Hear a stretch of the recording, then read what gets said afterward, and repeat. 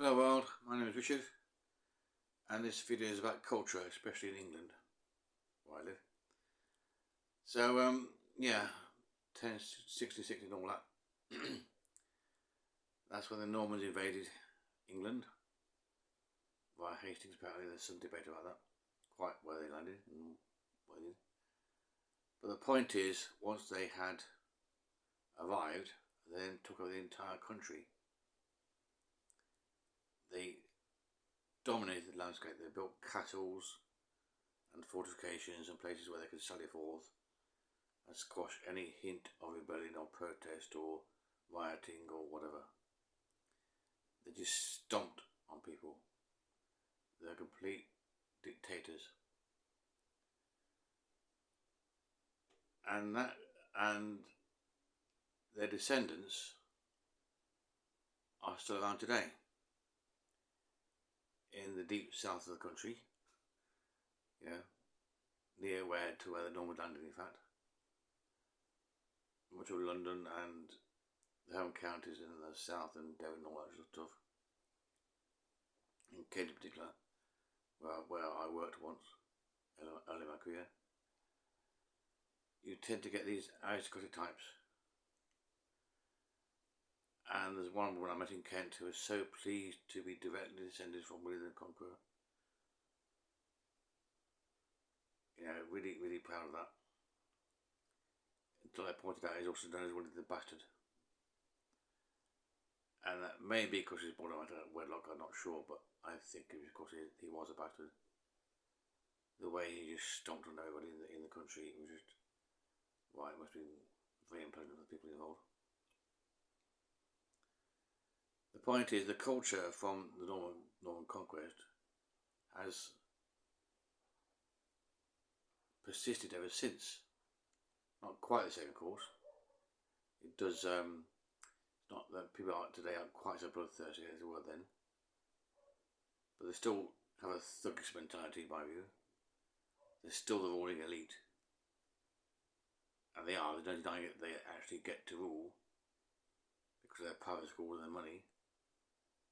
They get the top jobs. They have a network. So if you're born in a posh family in Kent, say, in your 20s or whatever, you'll get to be some city type. You just get a job there because you've got contacts.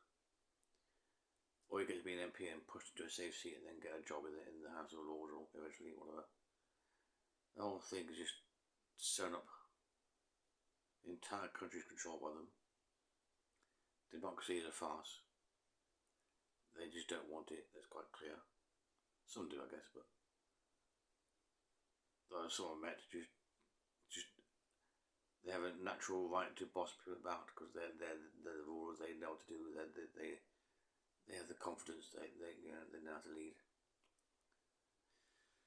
which is what they're taught, I guess. But the culture is just kind of icky, and it hasn't changed much over the years because their estates are like peasant exclusion zones. So the people actually born there and live in the wealth hardly ever get to know about the real world, the one they manage. They hardly ever get to know what people actually live like in the mass, in the large.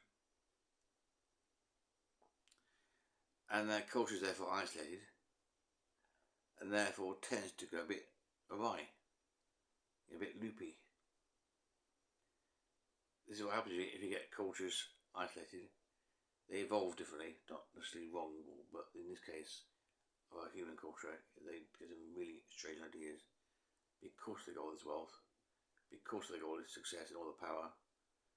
Their culture, their ideas, their concepts evolve to suit those lines, and their minds there just kind of conform to that. They get born into it. They can't help it. They end up that way. They're made that way. It's the system that they're in. And it gets even worse than that. If you get into the top control in Parliament, there's another culture there entirely, again, isolated. there's many MPs, okay, may have second jobs and claim they should have one to get a better idea of what to do in the world. I've heard people say that. But they don't have to be paid jobs, do they? They could be volunteer ones. They could do the washing instead of the wife, you know, things like that. So it's all very isolated, all very insular. It's all drinking down the club and mates in the pub and things, in the bar. And the journalists are in the same boat, probably say from the same school in many cases. It's all intertwined, it's all interlocked, it's all there to maintain power, to maintain the status quo, tradition and all that.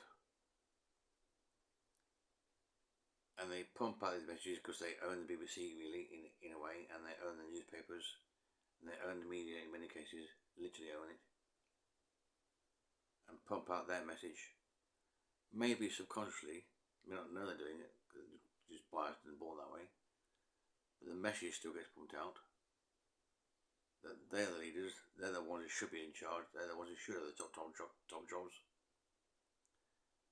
And the rest of us can and well, do whatever we do with the clubs that left over. So we're quite sick. And it's not quite the same in other countries. Say, Netherlands, they've still got a monarchy, but they don't have the same aristocracy. They still exist, but I think, but nowhere near the same scope, and nowhere near the same power in the country. Here in England, it's quite perverse, quite odd, quite unique. I think partly because we're in Ireland, actually, that could be it. Again, we're isolated. So the whole country, the whole culture of the whole country then evolves separately from the rest of the world, as countries do, of course, but ours just tend to be insular because we're in Ireland. And in some cases, people tend to think they're superior and don't need continental people to be in the EU and things, and we can be like Americans, strong, all this stuff like I used to be. Yeah. So I think the message is really, these cultures are something we're really aware of. They have enormous influence in our lives, and yet people are barely aware of them. They don't get just how limiting they can be and how blind and biased and just in some cases nasty. It's hard to believe that people can be like this, but they get like this. The evidence is just overwhelming that groups behave very badly at times. Very badly indeed sometimes. So yeah, these cultures take a long time to evolve. If they're isolated, they take a long time to change. And it's high time we had a change because the aristocracy is crushing the country. Therefore, we need to get rid of the monarchy and have a republic. So I intend to join the Republic People crowd on the 10th of May in London, and I hope you'll be there. Might see you there. Okay, bye. Please subscribe and comment and share and things.